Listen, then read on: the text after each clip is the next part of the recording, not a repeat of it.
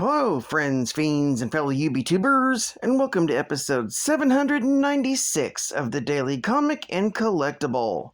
Today, the collectible of the day is the Mcfarlane Toys, DC Comics, DC Multiverse, Gold Label Series, Supergirl action figure.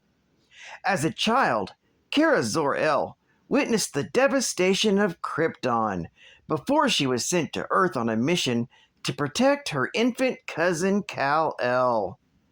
Arriving on Earth decades too late, she discovered that grown-up Kal had been imprisoned.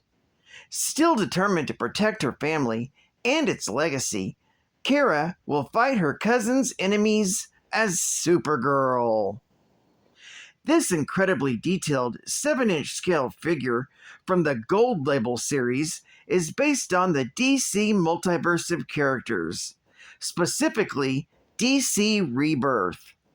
Supergirl is designed with ultra articulation, with up to 22 moving parts, for a full range of posing and displaying in your DC collection. This figure features intricate details, with hand-painted deco and even a detailed sculpt. This Supergirl comes with a flight stand and fabric cape. Also included is a collectible art card with character art on the front and character biography on the back. This box set comes in a collector's-friendly window display box and was released in 2023 by Mcfarlane Toys. Now, the comic of the day is Superman Family, Volume 1, Issue number 199, with the cover date of February 1980, with story by Jack Harris, art by Win Mortimer, and cover by Ross Andrew. This story is titled Supergirl, The Case of the Cape Caper. The story opens with Supergirl trying to stop some bank robbers when she suddenly discovers that someone has switched her cape with a fake one. Annoyed, she takes off her false cape and heads off. However, unbeknownst to her, her actions are being observed by a man named Wells. He used to be a scientist until he got tired of earning money legally and started working for Florida mob boss Jason Jansen as a heist planner.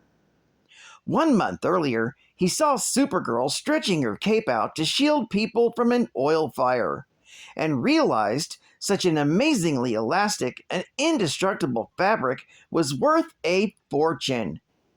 Wells then spent several months taking pictures of her cape in order to make a realistic facsimile. And then he arranged a robbery in such a way that Supergirl needed to take off her cape long enough for him to make the switch. Soon enough, though, he discovered upon analysis of the cape that he couldn't duplicate the fabric. He considered to ditch the clothing before Supergirl finds him, but he's come up with another idea to make money off of it. Meanwhile, Supergirl, now Linda Danvers, has gone back home to replace her clothes and heads towards her workplace. However, she cannot focus on her job due to her missing cape and decides she needs to get her troubles solved as soon as possible. Meanwhile, Wells wraps himself up in Supergirl's cape and barges into his boss's office building in an aggressive way that makes Jansen's security and bodyguards shoot him, but their bullets bounce off Supergirl's cape. Wells wants to sell the cape for $1 million, and Jansen pretends to agree. But as soon as the money has exchanged hands, he wraps the cloak around himself and guns wells down. However, the sound of gunshots has drawn Supergirl, and she bursts through the wall. Jansen foresaw a confrontation, and he threatens to trigger off a remote-controlled bomb beneath Santa Augusta Police Headquarters with the device on his suit if she even attempts to stop him from leaving. But Supergirl does it anyway, and he presses the trigger in revenge as she takes him away. Though Jansen is shocked when he sees the police station is still standing. Supergirl then quickly turns him over to the police and gets her cape back. Not wanting to explain to Jansen it was her invulnerable cape which blocked the trigger's signal. Then Supergirl heads back to his hideout to capture his men. This story is continued in Superman Family, Volume 1, Issue number 200. Geek Fact! The Superman Family was an anthology series published from May of 1974 until September of 1982. The numbering sequence began with issue number 164, picking up from the canceled spin-off series Superman's Pal, Jimmy Olsen, Volume 1.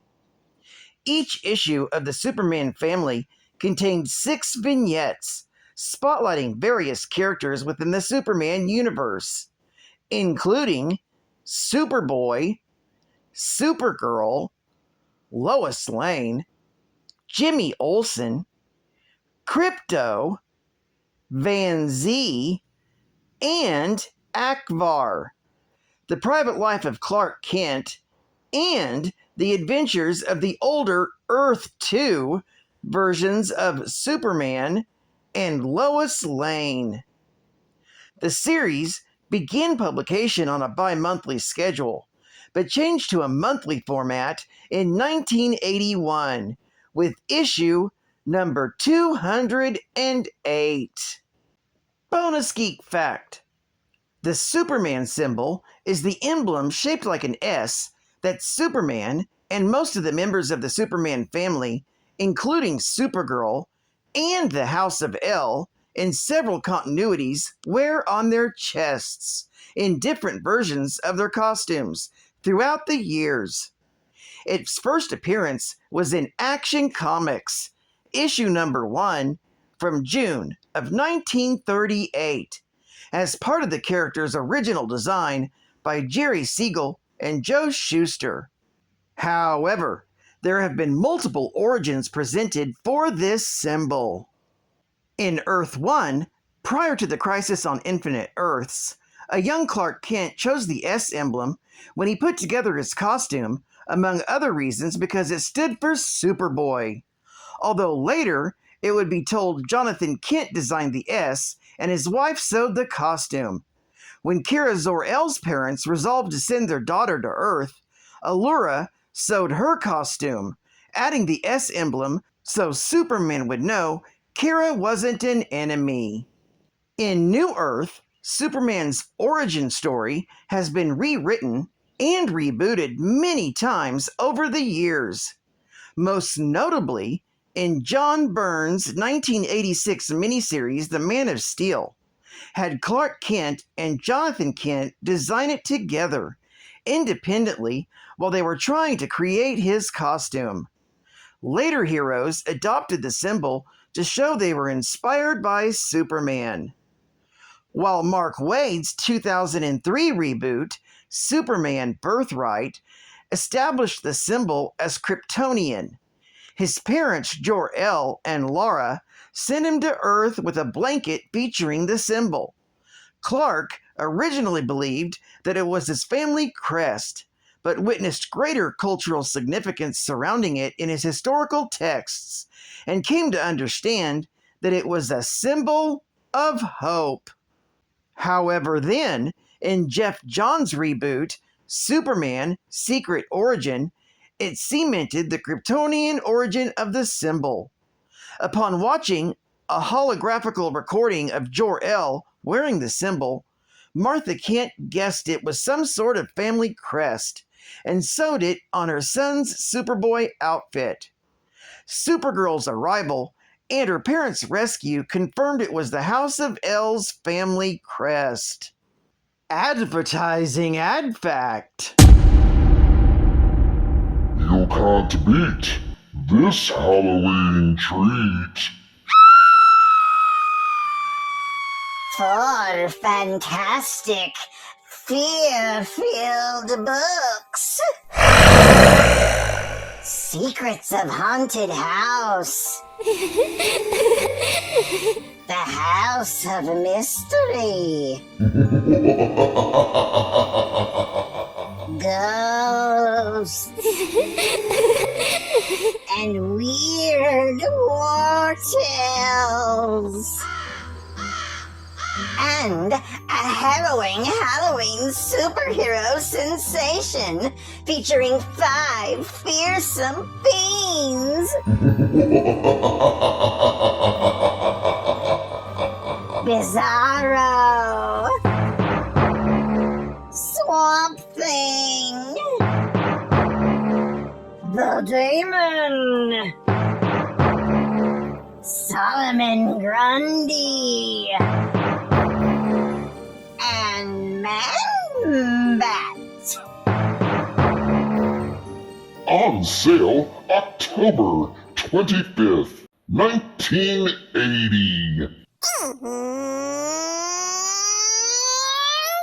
Just sit right back and I'll tell you a tale from the comic strip that started on this Earth spaceport aboard this Star Wars ship. The mate was a concussive blast X-Man, the skipper brave and sure. The heroes all set sail that day for Captain's Geek Back Tour. The final Geek Back lore. The facts they started getting tough. The spaceship was tossed. If not for the superhero crew, Captain would be lost. His ass would have been tossed. The ship crash landed on a desert moon with Cyclops. The captain too. A millionaire and Selena Kyle. Firestar. The professor and Spider-Man. Now for the final geek fact. Kara Zor-El was the last survivor of Argo City of the planet Krypton, which had survived the explosion of the planet and had drifted through space. When the soil of the colony was turned into anti-kryptonite, lead sheeting was placed on the ground. Normal green kryptonite only affects Kryptonians under a yellow sun. Anti-kryptonite affect non-powered Kryptonians. Some while after the demise of Krypton, her parents, Zor-El and Allura, got married and conceived her. She led a relatively happy childhood until she was 15, when a meteor shower pierced the sheeting and Kryptonians began to die of radiation poisoning. After her mother Allura watched the Earth with a super telescope and a Kryptonian living there, Kara was sent to Earth by her parents to be raised by her cousin Kal-El, known as Superman. So Superman would know Kara was his cousin. Her parents provided a costume based closely on the Man of Steel's. Upon meeting Kara, who had begun to display powers similar to those of Kal-El, the now non-last son of Krypton decided she would become his secret weapon, and explained that her presence on Earth must be kept confidential, while he trained Kara in the use of her powers. Well, I'd like to thank you for joining me for another Daily Comic and Collectible, and I hope to see you again Monday. This is Hotban Comics Man, and I'll catch you on the flip, baby. Thunder Kitties, over and out.